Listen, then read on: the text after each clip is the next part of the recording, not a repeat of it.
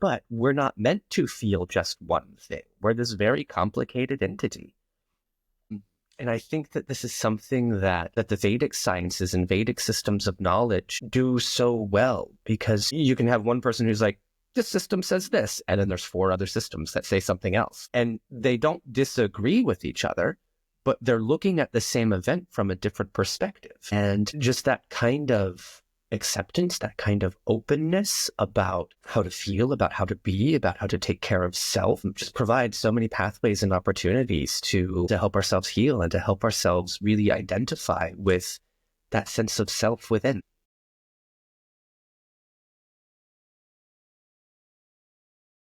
Hello, and welcome to the How to Take Care of Yourself podcast. I'm your host, Veronica Wolff-Casey, and today we are going deep. I sat down with the one and only Austin Chason, yoga teacher, yoga therapist, Ayurvedic health counselor, and someone who brings both heart and clarity to this conversation around healing. We talk about everything from the long journey into self-awareness to the subtle power of warm food and warm blankets, and what it really means to digest life, not just your meals, but your emotions, your routines, and your beliefs. Austin shares stories about falling off the surfboard, metaphorically, but maybe also literally, what it means to stop fighting with reality.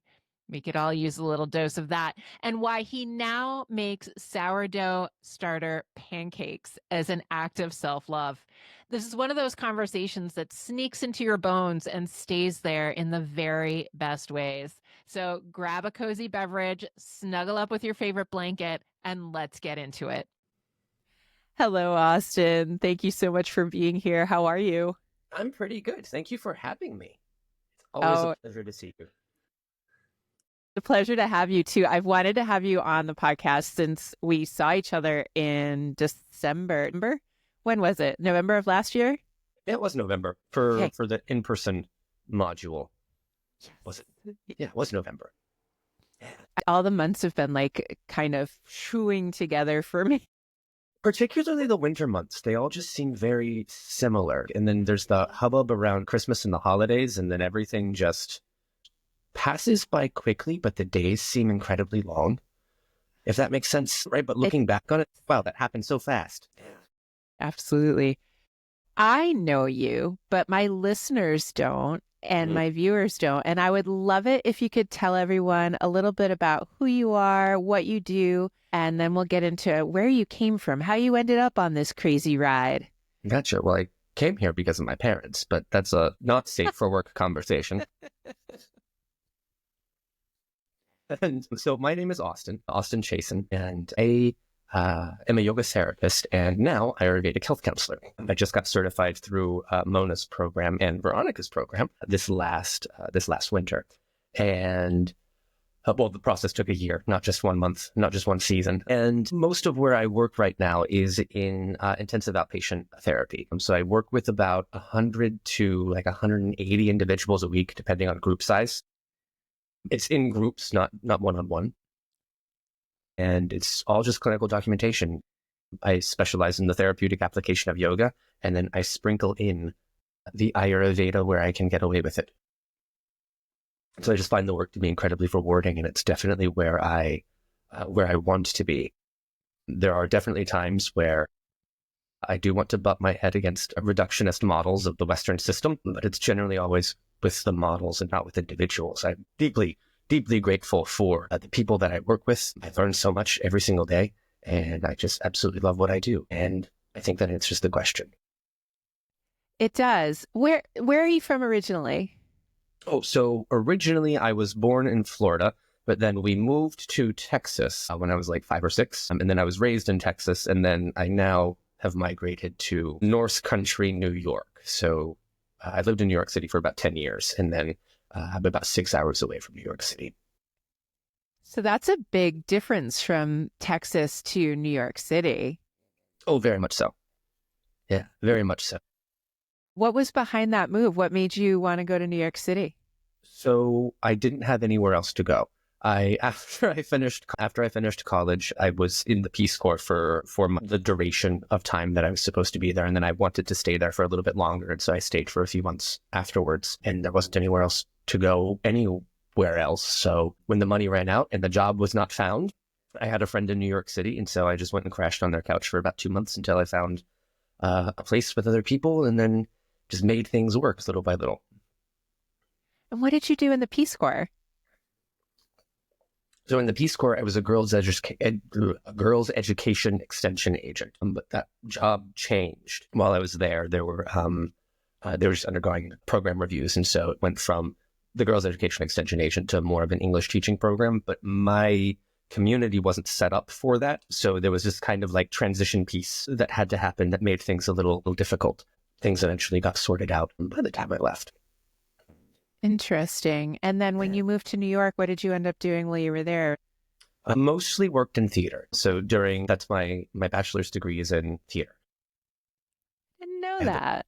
Yeah. So it's a BA in theater, a double major in theater and French with a minor in political science. And so I've been working in theater since high school. So I did that for a living, not for a living, but like as a side job during high school. And then in college, I managed the student production spaces, which was a job as well, in addition to other jobs that I did. And so when I moved to New York City, it was just like, okay, well, let me do all of this stuff, lights, sound, all that jazz.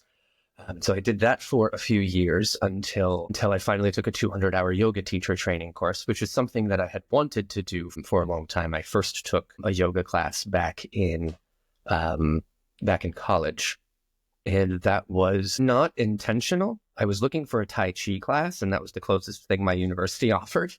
And so I took that, and I was like, wow, this is awesome. And so I started doing, yoga then. And I knew from that point that was the direction and the trajectory of my life, that was where I was going to go.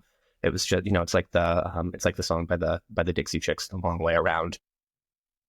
So like, I knew I was going to get there, but like, I'm just going to take a long way to do it. And so about 4 years, it was about 4 years after I was in the city, maybe 3, I got that 200-hour certificate. And I really started to wonder, there's a lot of claims that people make about yoga. And they're like, yoga is good for you. Go heal and go do X, go do Y, go do Z. It's kind of like this kind of cast all band-aid that people like to throw out. And I noticed that after the 200-hour teacher training that's not what yoga is, right? There's not this. It can be, but how it's taught and how it is presented to individuals is relatively...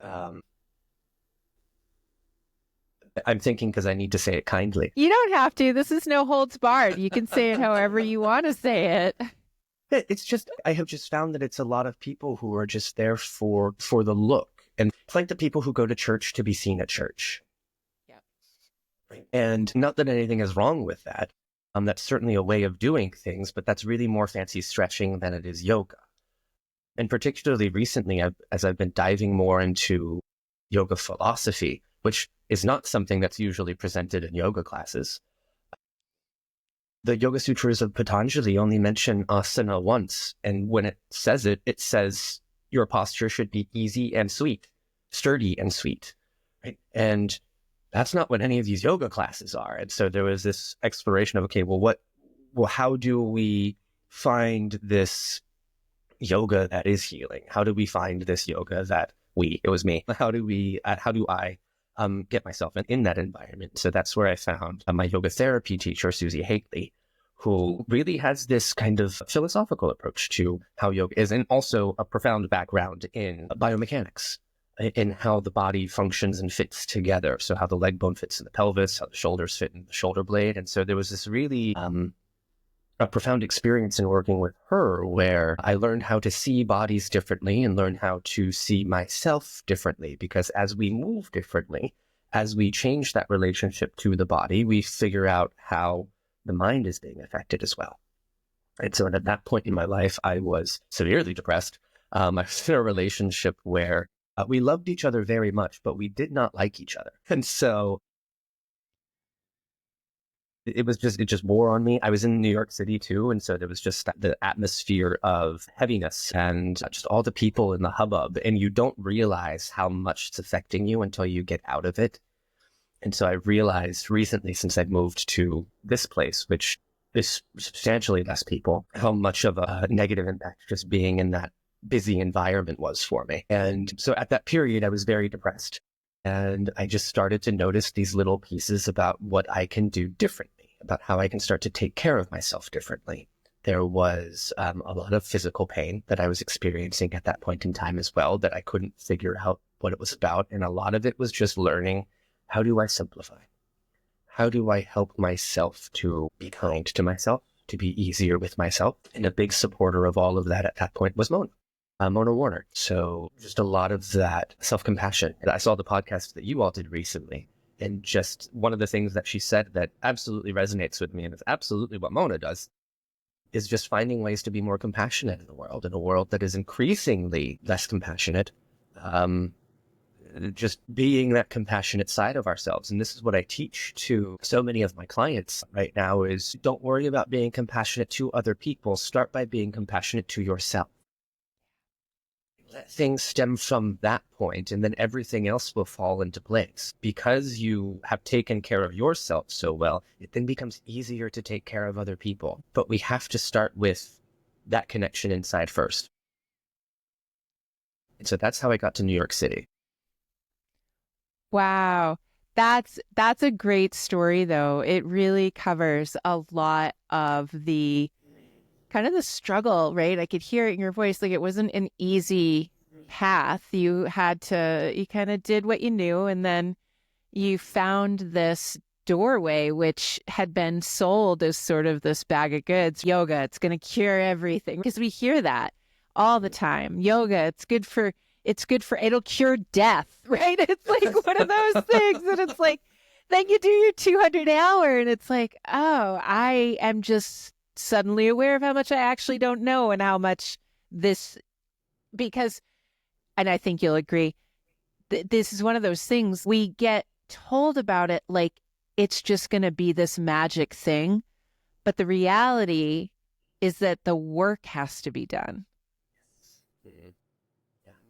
Yeah, there's a great deal of work that has to be done. And it's not just moving the physical body, right? It's just one aspect of the whole piece, and how we move our bodies really matters. And this is one thing that Susie really helped me to understand, is how we do the thing matters, right? How we approach the day matters. How we approach movement matters. If we're going in like it's just something on the checklist, that's very different than, oh, this is nourishing to me. This is nourishing to my joints. This is nourishing to my spirit. It's just a different attitude to adopt and play with that doesn't seem to be conveyed in general classes. So you did your 200 hour, and then you studied with Susie Haitley, and it sounds like you got a deeper understanding, but then you went deeper than that even, it sounds like. Yeah, just because of what I needed to help my mind. There was a lot. Look, the yoga lifestyle was something that I got into. Don't get me wrong. I wasn't just like someone who was like on the outsides of yoga being like, I'm not drinking the Kool-Aid. I drank the Kool-Aid. I made the Kool-Aid. I added extra sugar, and I like made pictures of it. And so like I did all the things that I look back on and I tell people not to do. And so one of the things, like vegetarian diet, right? The eating less, the trying to be bigger than, like physical needs, right? Like hunger, trying to be better than those things. And I just realize, and this kind of ties into kind of a little bit of an article that I'm writing. It's just the stages of life that we're in. I don't talk about this specifically in the article, but right at that point in my life, it's the householder stage of life, right? This middle phase of life where it is about interacting with the world. It's not about pulling the senses in. You can do that a little bit, but it's not about just, all right, there's hunger. Let's sit with that hunger and see what happens. It's about, no, it's like, there's hunger. I need to nourish myself because my obligation right now is to the world. And I need the energy to go off and do the things. And so recognizing in that yoga therapy course, what Mona was offering, this is how to take care of yourself. This is this healing process that can happen. And that's really the piece that helped me most to abate the depression, to help myself heal. to be less anxious, to figure out, okay, I am applying this stimulus to myself, and when I apply this stimulus to myself, this is the effect that is happening. And it really helped me to look at life in terms of Newtonian mechanics, right? Apply the stimulus, see the response. And that has been immensely useful and beneficial, because you realize at a certain point, and I don't say this to my clients whenever we're in group because it's a different kind of environment, but you realize in the healing process that most of the time you're doing it to yourself. That most of the time it's like, oh, I am the root, I am the cause of my own suffering. And not all the time. There's certain instances and situations where someone else has clearly done something. But for the most part, how we respond to things, and how we interact and how we react, how we take care of ourselves, right? And we realize, oh, wait, I've been doing this to myself. I've been pounding a whole bunch of cold ice water every single day, and that's been making my channel squeeze up, which makes me feel a little bit more anxious. And because we're used to it, we think that, oh, well, cold water is good for me. I always do cold water. But then when we apply the stimulus of drinking room temperature water or even warm water, then we're like, oh, wait, this is actually more nourishing. There's that initial discomfort in the first week or two of applying a new stimulus, and the body's like, we're not used to this. But then after a little bit, we're like, oh wait, things seem a little bit easier. So that's kind of this depth that I've been going on. And then that continued into yours and Mona's and Dr. Anusha's Ayurvedic health counselor program, where that exploration and that journey just continues. One of the things that I'm just constantly astounded by is the deeper I go into my practice, the easier it becomes to understand what is being taught. And so it's really a system of the more you do it, the more you get of it, the more benefits you reap from it. And it's something that I find that just kind of runs rampant in yoga land so frequently.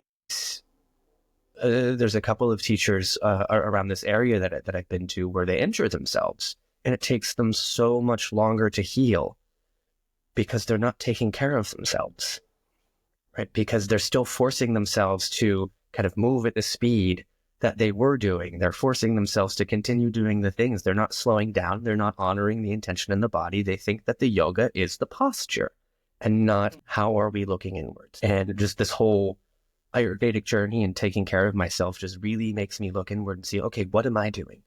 How is this affecting me? And then more recently, and this is I've been meditating a lot recently. I've been reading a lot more philosophy recently. And more recently, what has come up is kind of this, Ayurveda talks about it a little bit, but Jyotish astrology talks about it infinitely more because that's its domain, of this relationship between self and other. We are constantly in union with other things, and there's no difference between what you do and what happens to you. And so in very much the same way that as weather patterns change, we are affected by that. And it doesn't necessarily mean that we are causing that weather change, but we are very much the rain, as the rain is something outside of us. And so because we have to prepare for that, we have to notice, okay, this is part of the manifestation of mind. This is part of how reality is presenting itself at this moment in time. How am I going to interact with it? Am I going to grab my rain boots, grab my umbrella and my raincoat, or am I going to frolic naked in the rain?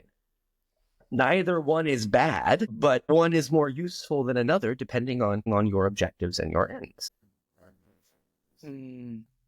Absolutely. There's something so profound in that, the discernment and in the decision-making around that. And I think you touched on something there. A lot of what we're doing is in order to hone that discernment, so that we can make those decisions that move us towards the healthier option, or the more, and it's even not healthier, because Mona and I were talking about useful, not useful. Mm-hmm. And so dancing naked in the rain could be useful for some people in some situations. Yeah. And then it might not be. And so, I think the yoga of it is learning to tell the difference. Right? Very much so. Yeah. And just really that hita ahitam sukam dukkha, right? What is useful? What is not useful? What promotes sweetness? What promotes suffering? And I use that quote frequently in my groups, and it resonates because it takes all the shame out of it. And it just becomes is this a useful to me or not? Right? And it really lets someone kind of sit in that place of personal power where they get to realize, oh yeah, no, this is what I find useful to me. And so it's a very empowering, statement to useful or not useful. Totally. It takes the should out of it, which like is the worst because especially your kids and all of us, we're getting constantly barraged with this list of shoulds. Like you should do this, you should do that. And it's like, but if there's no one size fits all, how the heck do you know what I should and shouldn't do? Mm-hmm.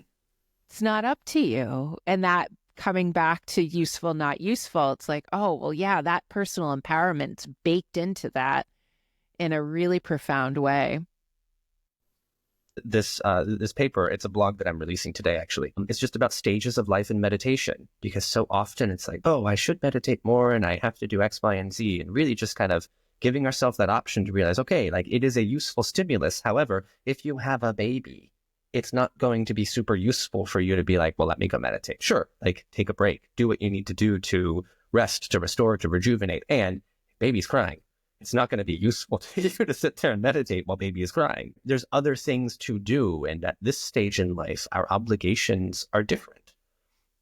And it's okay for things to be different. There's any number of things that can be useful to us at a certain moment in time. Rest looks different from individual to individual. And I think this is what's hard with working in mental health right now, is because we're trying so hard to make mental health a one-size-fits-all, here's this pill, this is what's wrong with you solution. And that's not at all how this works. And there's a lot of external factors that go into it, pharmaceutical companies and money that goes into it, which further conflates things and makes things even more difficult to help people to realize, oh no, that's not something you should be doing. That's advertising, right? That's a gimmick. And really helping people to realize that the things that you are doing now can be useful, and how you can meditate is going to be different based on what resonates with you. Not everyone needs to sit down and meditate for 30 minutes a day.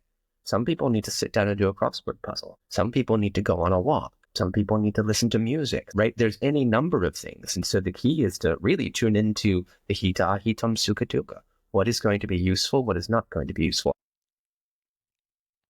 We're talking about frolicking naked in the rain. And I was looking up, there was a series of clients that have come through with me with schizophrenia. And so I was very curious what the texts would say about what Charaka Samhita would say about schizophrenia and those kinds of disorders. And one of the reasons and one of the causes for it that I laughed at was literally frolicking naked. Too much time not being clothed.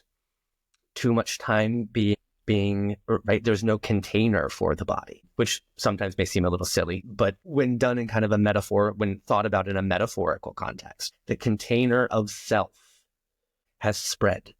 There's no limitations to me. And so there's nothing that's binding us to one identity, which helps us to get needs met. So self is important because it helps us to realize and nourish hunger. We tend to think, and this goes back to yoga land, where we must banish the self. We can't have self. Self needs to be destroyed, and then we stamp on self. We kick self out of the door, and then we realize that the person who kicked self out was just self itself. And whenever there's not that container, wherever there's not that boundary that's bringing self together to help self realize, oh, wait, these are my needs. This is my purpose.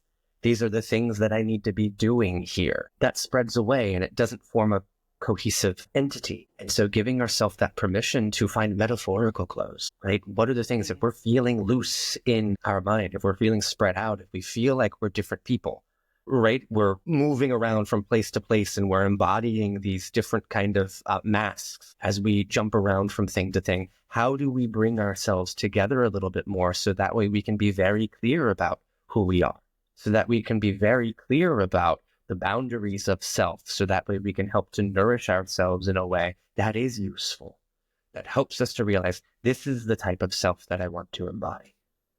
And then we figure out how to do the daily routines and the tasks that nourish that person. So are you saying that we sort of choosing the self that we want to be, or are you saying that the cohesion leads us to that understanding? Or is it both? I think it's a little bit of both. I think the self is always on a journey to capital S self, right? Is always on a journey to explore itself. Is always just trying to figure out, how do I play today? How do I convince the rest of the world that I'm not really me? How do I play like we are separate? How do I pretend like I am just the wave and not the entirety of the ocean? And as we kind of learn, oh, wait, I am both the crest of the wave and the trough of the wave. And wait a minute, there's another crest and there's another, oh my God, there's a whole ocean. Right? And as we start to realize that little by little, then I think that cohesion starts to come into play. And then we're able to then play with the individual waves as they arise in our lives without losing that knowledge that we are the totality of the ocean, that we're just experiencing this one wave at this moment in time. And I always tell my clients, everything happens in waves. Everything is going to happen in waves. So this healing process that you're on, you're going to feel great. They'll be clients. I sometimes feel bad for my clients because they're like, yeah, I had a really great 3 days and everything's gone really well. And I'm like, great. When that stops, remember that it's possible to feel this good, because there's going to be a trough. There's going to be that denouement. There's going to be a decrescendo from the way you are feeling now. And when we talk about mental health, when we talk about wellness, we're not talking about being happy all the time. We're talking about, do we have the resiliency to find the joy in the spectrum of human emotions? Can we let ourselves feel all of these things? There is something that's profoundly joyful about grief. Not while we're in it. While we're in it, we need to feel grief. But God, how lovely to be able to grieve.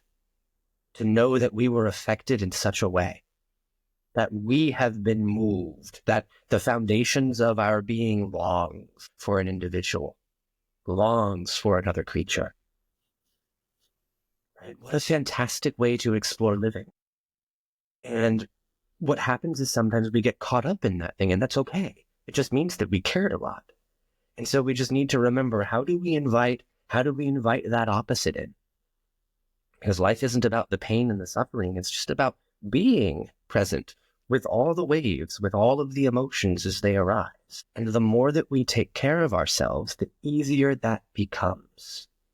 It goes back to that, what's useful to us.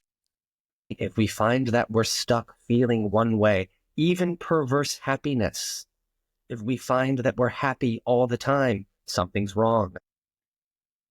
You're missing something. Right? And I know that that sounds strange to say, but we're not meant to feel just one thing. We're this very complicated entity. And I think that this is something that the Vedic sciences and Vedic systems of knowledge do so well, because you can have one person who's like, this system says this, and then there's 4 other systems that say something else. And they don't disagree with each other, but they're looking at the same event from a different perspective. And just that kind of acceptance, that kind of openness about how to feel, about how to be, about how to take care of self, just provides so many pathways and opportunities to help ourselves heal and to help ourselves really identify with that sense of self within. It's a beautiful way to look at it. And I love what you just said about grief a few moments ago, and how I heard, and I'm going to bungle the quote, but like, the amount you grieve shows the amount you loved. And isn't that a blessing? Mm-hmm. Right? It's something like that. So I'm curious, how do you navigate the waves of your life? How do you take care of yourself? I fall off my surfboard a lot. So, Fair. yeah, I fall off a lot. And it's something that's getting easier with time and practice. And that piece of practice is essential for me to remember. That was something. I was in the shower, and I think I shared this. I think I shared this during our group over the course of the last year. I was in the shower. I was there, and I was like, oh, like, I'm practicing everything. I don't have to be perfect at this. Like I was really down on myself for not doing the things, but then I was like, oh wait, but like there were a couple of times during the week that I did do it, and really choosing to focus on, okay, so I did that. And that has been revelatory. Is that a word? Yeah, it's been a revelation, just kind of that shift in perspective of letting absolutely everything be a practice. Like absolutely everything. It does not have to be perfect. It does not have to be great. It just needs to be a step in the direction of your goals. And one of the big things for me, like recently within the last 3 weeks, has been I've stopped arguing with reality as much. There's this, just because of the nature of my work. I'm not done until anywhere between 10 p.m. and midnight. And so I still had it in my head over the course of the last 2 years since I've had this job where it's like, no, I'm still going to try to like be up early, and I'm still going to try to like, have my like rise before the sun, set with the sun as much as I can, and try to do all that kind of stuff. Last year, I realized I can't rise with the sun. I need sleep, especially if I'm going to bed that late. And recently, within the last 3 weeks, I was like, you know what? Bedtime is 2 a.m. Bedtime is 2 a.m. and I'm going to sleep my 8 hours. I'm going to wake up at 10 o'clock, and then I'm going to let my day start then. And it has been so freeing to not fight and struggle with myself. It is not perfect, and I don't recommend that schedule for people unless this just happens to be the style of your life. But instead of just sitting around twiddling my thumbs, waiting for sleep to come, doing God only knows what, right? Like, scrolling through TV or whatever, I can now take those 2-3 hours that I have at the end of the day. These are the things that I'm doing now. This is how I'm going to arrange myself, because there's that cutoff point where it's like, oh no, this is bedtime now. And so just that structure and just not arguing with kind of those rhythms that I was, I don't want to say naturally, and because it's unnatural and I've realized recently that's a very unnatural system for me. I was talking to my little sister the other day, and she was like, you've always been a night owl. And I was like, no, during COVID, when I got to go to bed at 9 and wake up at 4, I was thriving, right? That was best time. But then as the world opened back up, this is just where my duty is right now. And so I have to make things a little different. And so in terms of the things that I'm doing and the practices that I have, just really realizing and getting clear about, okay, where is the struggle? Where is the piece that's difficult, and how can I softly and how can I gently transition myself in another direction? Sometimes that softness and that gentleness doesn't work for everyone. Sometimes, depending on the stimuli in our lives, we need a harder response. I'm thinking mostly in terms of addictions, right? Where we need something a little harsher, a little firmer to kind of move us in another direction, an environmental change, that kind of thing. But for the most part, just finding what is the struggle and how can I like recognize what is going to serve me a little bit better. And so that kind of organizing the structure of the day has been useful. And then reading and writing more have been something that have been very useful. That's not something I've always been opposed to writing, because I didn't really understand what writing was. I mean, I knew how to do it, but it wasn't. Can you say more about that? Because I don't think you're alone. Yeah, there was this, the editing process, like of I wrote this, somebody else revises it, gives it back to me, I revise it, give it back to them. And then I saw these things that weren't my words anymore, but they were a refined idea. And I always thought that was cheating.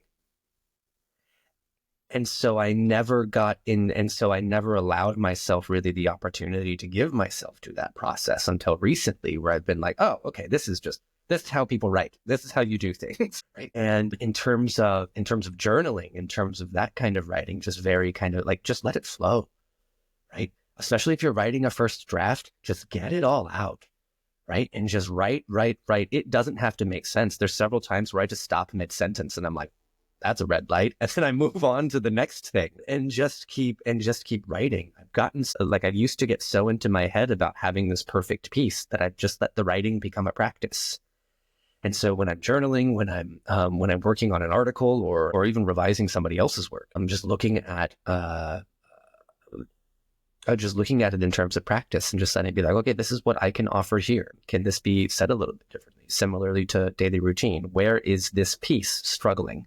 Where is this piece struggling with clarity? And how can we provide a little bit of context in a different way to help support it? Yeah. And food is one of the things that is also incredibly nourishing nourishing because it's food, but also just incredibly useful for riding the wave, right? Like I said earlier, I went through a phase where I tried to be above hunger. Part of it was also because I was hungry, because there wasn't the resources. There wasn't the ability to be able to get whole nourishing food. And so there was this part where it's like, okay, so that can be like, hunger has to be secondary to these other things. But that became a learned habit as opposed to something that was a byproduct of what was happening in reality. And so really finding the foods that were nourishing me and helping myself to realize and identify what is hunger. And hunger sometimes, and this is something I tell my clients all the time, hunger isn't always going to be your tummy grumbling. It will become that once you start to feed and nourish Agni, but it may not manifest that way. It may manifest as stress. It may manifest as not having a cohesive form of self. It may manifest as the depression. It may manifest as just getting angry, and lots of different, like, hunger can manifest as many different things. And so really figuring out, okay, those basics that we tell babies. Are you hungry? Do you need to poop? Do you need a nap? Right? And just those tend to be what I find helps me the most. Although I'm a little bit better about knowing when I need to poop. Not everybody is. It's hard. It's difficult, especially because so many of the women that I've worked with, like, just trained to not have to, like, we don't do that, right? And it's farting as well. It's like, oh, let it out, right? Just, oh, let it go, right? Shrek, always better out than in, I always say. Yep, for sure. So food-wise, is there anything in particular that you're leaning into lately? Like, when you describe nourishing food, what does that mean to you? That is changing. It is changing, and it's changing constantly, right? Going back to this idea that everything is a wave, how we take care of ourselves is going to change over time as well. I'm at a point now where I think there's an increasing internal desire to let go of meat. That's not quite, and I also recognize physiologically the benefits that meat has for me. And so it's this seed that's growing and blossoming, but I'm not quite ready to let go of yet. And so there's this reevaluation of my relationship to meats. And so I eat out more than I should. I'm definitely doing more. I'm definitely doing more to let go of kind of purchased meat outside. And so letting myself really stay to the sources that are closer, that are more wholesome. And it could be that I'm just tired of eating the processed things. And so that could be part of what this is. And so meat has been something that has been deeply nourishing and rejuvenating to the mind and the body. It has helped me to feel a little more grounded. I do raw fairly consistently. Light, easy to digest food like khichdi, which tends to be useful. I went through a phase going back to all the bad things with yoga. And we joked about this all the time in foundations, in Ayurvedic health counselor training. I would eat kale just raw by itself.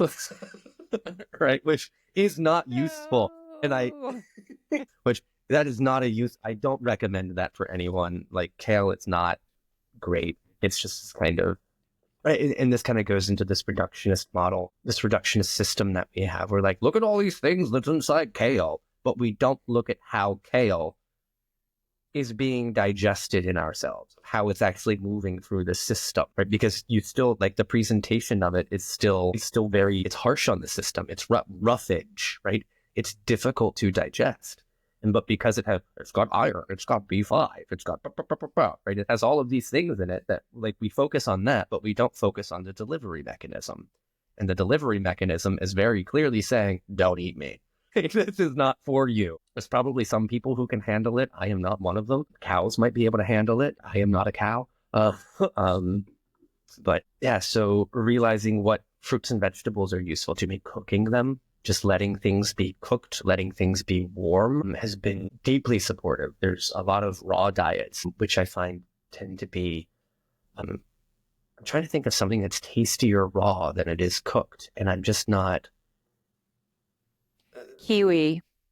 That makes sense. Avocado. Although I've never had a cooked kiwi, so I don't know. Cooked kiwi might be delicious for all I know, so maybe that's not it. Maybe roast it like a pineapple. Ooh. No, I want to try that. Although it's got a lot of water, so I don't know if it would just like dissolve. Mm. Maybe Oh. somebody cook a kiwi and get back to us. Let us know. One thing I've been doing recently, because I've been getting into sourdough, because you gave me that starter, and I ate that starter, so I had to build my own starter. I accidentally used too much of it, it was delicious bread though. And one of the things that I've been doing recently is I've been doing sourdough pancakes, where I just use the starter and just pour it in my cast iron skillet, and then I have that as a little like pancake with breakfast with my eggs. Which is quite nice. It's this kind of it's just a spongy kind of pancake, and it's just sourdough starter. So highly recommend it. You can add scallions to it. I've been doing coriander for me recently. When I crushed up some, because I crush my spices in bulk and then have them in separate containers. And as I was crushing the coriander, there's just something about how it smells where I'm like, it's sweet and it's very scintillating.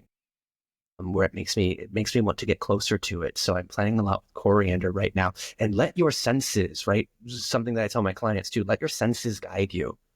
Let the sounds that you're like, oh, this is very nice for me to hear. This helps me to feel calm. Let those guide you. Let the things that you smell be like, this is very nourishing to me. Let those things guide you, particularly when you're thinking about food.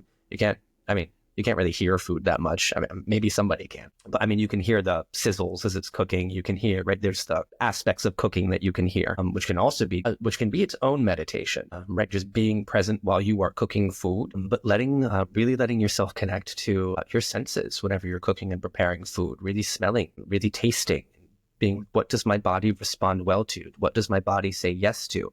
And there's a difference from my experience, there's a difference in these yeses. There's the, oh my God, this is sugar and this is delicious and I absolutely want more of it. And then there's the, oh, this feels grounding. This feels deeply satiating. And so knowing the difference between those two takes a little bit of time. And I still struggle with that. But it is something that is slowly but surely becoming uncovered the deeper that I go into just kind of preparing foods that are nourishing to me, and not just thinking of food as this one. Not thinking of food like gasoline. You can throw whatever gas you want into your car and it's fine. But we are much more subtle than that. We require a little bit more. We require unleavened plus. Okay, right? We require more of that subtlety. We require more of knowing, okay, what's going to be pacifying to the mind. And we can use our mental, emotional stability as an indicator of, because those are the first things to go awry if we are not nourishing ourselves well. We feel out of sorts. We feel foggy. We just don't feel quite right. And so if we're noticing consistency in that, then we need to look to diet and routine. We need to look especially at diet, and not diet in terms of this restrictionist, like, you do this for 30 days and then you're done. Diet in terms of, what are you doing? What are the things that you can maintain? I wish there was another word for diet other than diet, but because it's become so charged. Look at the nutrition that you're taking in, or just look at what you're taking in. That's what I usually, if people don't like the word diet, I know, because diet has, the English language is so perilous, right? These words have myriad meanings, and some of them are in opposition to what the other meanings are, and it becomes very convoluted. I'm wondering, is the diet, there you go, the nutritional advice that you're talking about, is that something you would recommend to someone just starting out on their journey of taking care of themselves? Is that like one of your fundamentals, or do you have other, if someone came to you and they were like, all right, Austin, I'm ready to take care of myself, what would you tell me to do? It depends. Nice. I have taught you well. Yeah, it really depends. And and for those of you who are listening to this, who are planning on going into Ayurveda training, Ayurvedic cooking, or health counseling or whatever, right? Like, it depends is just the foundation of everything, because an individual has to be open to it. An individual has to be willing to do things differently. I worked with a client. I only saw them once because they didn't like what I had to say. But they would prepare food for their dog, like home cook meals for their dog, but would not cook for themselves. Couldn't they just eat some of what the dog had? And that was what I was saying. It's like, just give yourself a little bit of a portion, and like the dog, like rice, beans, like meats, like hearty food. Like, and I kind of want to like, I would not mind being this dog, but they were so resistant to the idea of nourishing themselves that I learned that you can't just recommend food to people. You can't recommend that as an intervention because they may not be ready for that.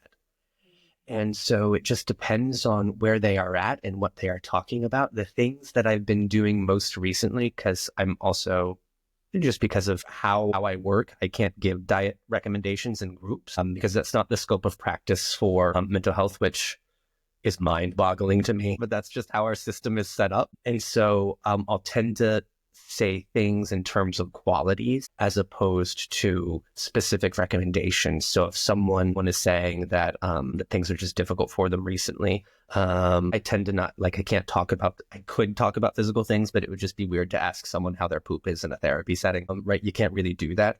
And so, but you can kind of gauge from an individual how they're talking about themselves. And what comes up a lot at this time, kind of the wave that's coming up at this time of year, is roughness. There's the harshness of wintertime. There's the darkness of wintertime. And so things that I often tell people are in the coldness of wintertime. And so what I tell people often is like, let the things that nourish you be soft and warm. And then that can sometimes be, and that sometimes is a gateway for them to walk into, oh, well, I have this blanket. Perfect. It's like, oh, well, I've been doing oatmeal. Perfect. Right? Like it opens up a gateway there where we can use the qualities. There's 10 qualities in Ayurveda and their opposites that can be used to define and describe all things in nature. Highly recommended. It makes things so much simpler to look at life through that lens and that perspective. Because again, it takes that shame, it takes that personal preference out of the equation, where it says, oh, like the rock is hard. That's not really that's not like. And then there's also a continuum, right? There's the boulder, which is rough and jagged, and so that's hard. But there's also the river stone, which is still hard, but it's soft. Right? Because its edges have been worn away by the water. And so all of these things happen on a continuum and on a spectrum, which just makes it easy to describe and to make recommendations without being do X, Y, and Z. And so I try to offer recommendations in that kind of way. I will always say things like, oh, just a little bit of room temperature water, right? right, or just some warm water, right? But I'll always frame it as a thing. This is what I'm doing, right? I have my hot cup of water here, just planting seeds in that way. I have found I can be abrasive, and people don't respond well to that. People don't like being told what to do, and I can very much be a person of like, just do X, Y, and Z, and that never works for me or for them.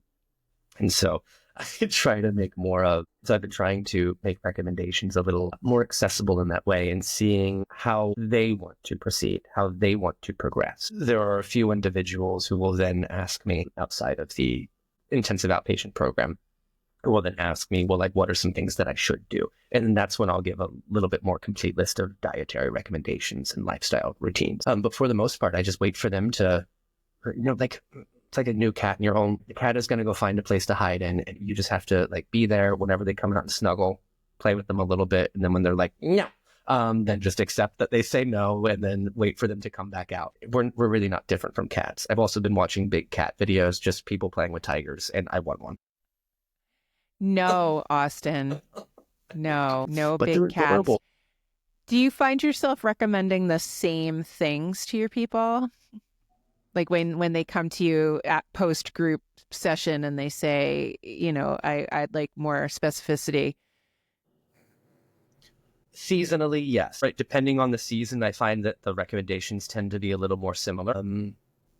And also I think we just don't know how to take care of ourselves as well. Right. This is one of the things that I really hope starts to take off in these next couple of years as we're really reevaluating our relationship to food and medicine, and realizing that food is medicine, right? This is Hippocrates. Let medicine be thy food and food be thy medicine. Like this is the dude who wrote the Hippocratic Oaths, the foundations of which all oaths are taken in medicine. And we're forgetting that key component. Doctors don't have a substantial amount of training in nutrition. And the nutrition training that they do have is that reductionist model. Kale has iron in it. It has B5. It has X, Y, and Z, right? And that's not, and while that can be useful applied broadly, it doesn't really serve much of a function. And so when I make recommendations, they do tend to be a little more seasonal, and they do tend to be consistent. I don't recommend, I tend to stay away from herbs completely. That's not my scope of practice right now. There's a few herbs that I can technically prescribe to people. Not prescribe, that I can't use that word, but I can recommend to people. There's a few herbs that I could, but I think there's this idea in us that the herbs are magic. And that this is going to be the cure, and this is going to be the thing. And while all food is magic, I really don't want people to think that, because this is what I did, like where it's like, this is the thing. So I was recommended ashwagandha very early on, and my response was ashwagandha goes everything, right? And then Mona was like, "Oh, Austin." And so again, I was like, nope, you do this once and you do it at this time of the year. And I was like, oh, okay. And so just because I know that I have that proclivity in myself, I tend to want to stay away from that because I think there's so much that can be done and so much that is useful without having to go in and buy all these expensive herbs. There's so much that can be done just by looking at what are the things that you're nourishing yourself with consistently. Because if we don't have that baseline in ourselves of, this is what normal is like for me. This is what my baseline is when I'm eating whole cooked foods, when I'm hydrated appropriately. How is that affecting me? And if something is off in that occasion from my perspective, if we're still eating out, if we're still getting all these processed foods, then the herbs can be useful to counteract those, but it's not really giving us a baseline of health, right? There's no foundation there, right? Because we don't really know what's at the bottom. And so giving ourselves that opportunity to really tune into, well, these are the simple things that we can do right now. Let's do that first. And then we'll add things on as needed based on how the body responds and reacts. Well said. That's really solid advice that we don't hear very often, where someone just says, hey, maybe you don't need to do all the things. Maybe you just need to pay a little more attention to what's happening when you do whatever it is you're doing now, when you're eating the food you're eating now, because too often people come and they're like, I just don't feel good, blah, blah, blah, blah, blah, blah, but they don't have the correlation. There's no thoughtfulness around cause and effect. And so I like what you said there about really paying attention to, okay, so when you do the thing, then what happens? And can you then be discerning enough to extrapolate from that experience what might need to happen? And then that is where someone like you can come in and say, hey, now you realize whenever you drink ice cold water, you get constipated or whatever it is. But if you drink warmer water, that doesn't happen. And can you make that now more choiceful in your routine? Yeah. Can you do that more? Can you do that more? Can you elevate that which is nourishing to you? Elevate. Yeah, I love that.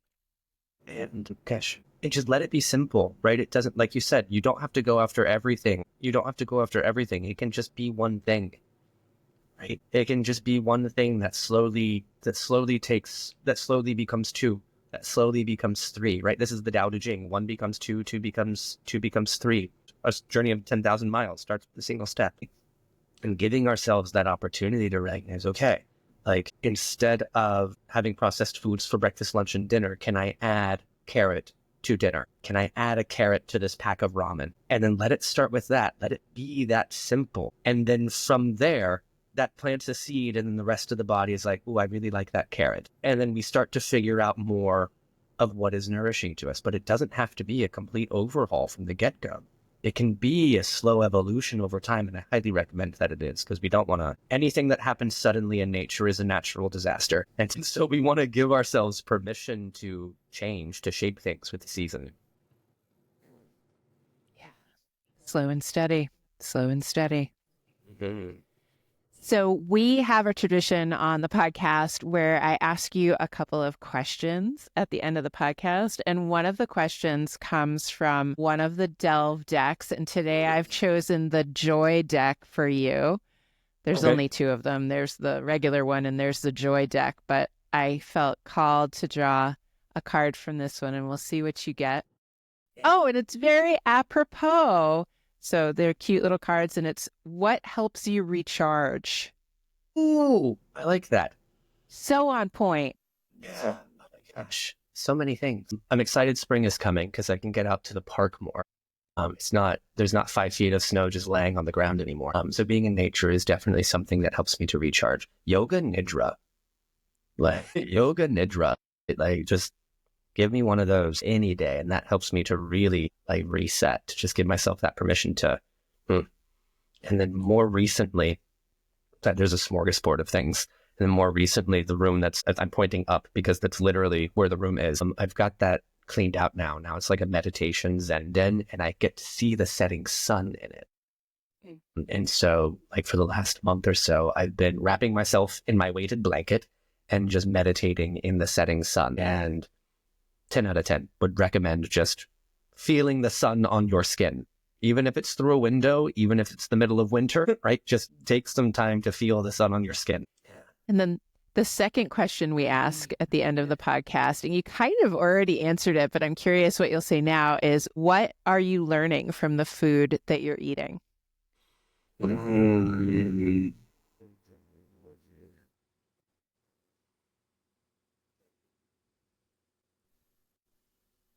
How to be digestible. So really giving myself that permission to present myself in a way to, not for the sake of being accepted, but because there is the knowledge, right? And how do I become a vessel for the knowledge? And so how do I present myself in a way that lets the message become digestible? Right? And that's very much what the food gives me. Right? It's how do I make this digestible? How do I make this nourishing for me? How do I give this food the opportunity to, from my plasma to my bones, right? How do I give this food permission to nourish me? And so how do I let the knowledge nourish other people? I love that. That's a great answer. Is there anything else that you wish you would, is there anything we didn't talk about that you wish we had, or anything you wished you had said that you didn't? Any last thoughts for our audience? Just that if you are struggling, particularly mentally, physically as well, just know that there is help. Things can get better, and how better looks is different from person to person, but just keep going. Keep finding the things, keep finding what can you do differently. Just keep putting in the effort, because this is a Star Trek quote. I just saw it last night, so it's right on my mind. Until our very last moment, our future is what we make it. And so giving ourselves that permission to just continue to keep going forward and reach out if you ever need to. Beautiful. Beautiful. How can people find you, Austin? I am on the Instagrams. That's probably the easiest way to find me. I'm also on YouTube, Yoga for Everyone Else. There's only one E between everyone and else because it looks better that way. And you can find me at yogaforeveryone.else.com as well. So yeah. And we'll link to all of that below in the show notes. Do you do consultations? Can people reach out and work with you? Oh, absolutely. Absolutely. Yeah. Particularly if you're working through some mental health issues. That tends to be where I specialize a little bit more. So feel free to reach out. Although I have been seeing a lot more physically oriented clients recently, but whatever. If anything pops up for you, feel free to shoot me a message. I have gotten good about saying if I am a good fit or not. So always feel free to reach out, and I will let you know what I am capable of, or where I can direct you for support. And then where can people read your blog? Is that on your website, or are you on Substack? That is on my website. I'm organizing my Substack. So that is something that is going to be coming. But for right now, it's on my website. Fabulous. Fabulous. And I don't remember if we said, do you have any programming coming up, any workshops, anything like that you're doing? Nothing special. I'm working on grad school applications right now, so I'm letting that kind of be. Yeah, I'm letting that be. I'm letting the journey for right now. So there's no special programming right now. But as always, I'm happy to chat. So if there's ever anything that's on the mind, anyone is always welcome. Fabulous, Austin. Thank you so much for being here. Thank you for having me. It's always a joy, Veronica. So just kind of being around you, seeing your face, hearing your voice. Thank you so much for having me on. Thank you for being here. Wasn't that good? I swear, I could talk to Austin for hours. If you're feeling inspired to rethink how you care for yourself or how you define nourishment, I hope this episode gave you permission to slow down and choose what's truly useful to you.